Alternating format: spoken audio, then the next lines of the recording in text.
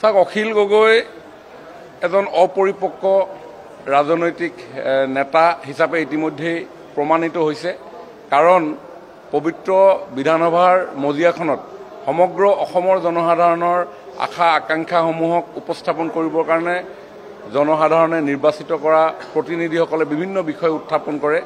কিন্তু আমাৰ আসাম এছেম্বলিৰ যি প্ৰচিডিঅ'ৰ ৰুল এণ্ড কণ্ডাক্ট আছে, সেই বিষয়ৰ কোনো তেখেতৰ অধ্যয়ন নাই আৰু নথকাৰ ফলত যিকোনো বিষয়তে তেওঁ সংবাদ মাধ্যমৰ দৃষ্টি আকৰ্ষণ কৰিবৰ কাৰণে প্ৰতিটো বিষয়তে তেওঁ উঠি এই বিষয়ত হস্তক্ষেপ কৰা আজি যোৱা 4.5 বছৰ আমি প্ৰত্যক্ষ কৰিছোঁ।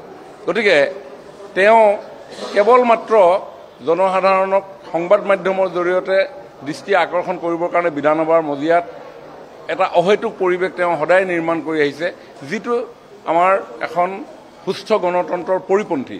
গতিকে তেখেতৰ কথা বতৰা সস্তীয়া ধৰণৰ কথা বতৰা, তেখেতৰ কথাৰ মাজত কোনো গভীৰতা নাই।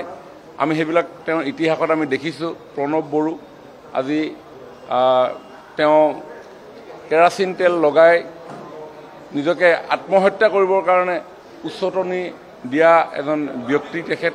গতিকে অখিল গগৈৰ কথা কৈতো বিশেষ একো, ইতিমধ্যে তেওঁক বুজোৱা গৈছে।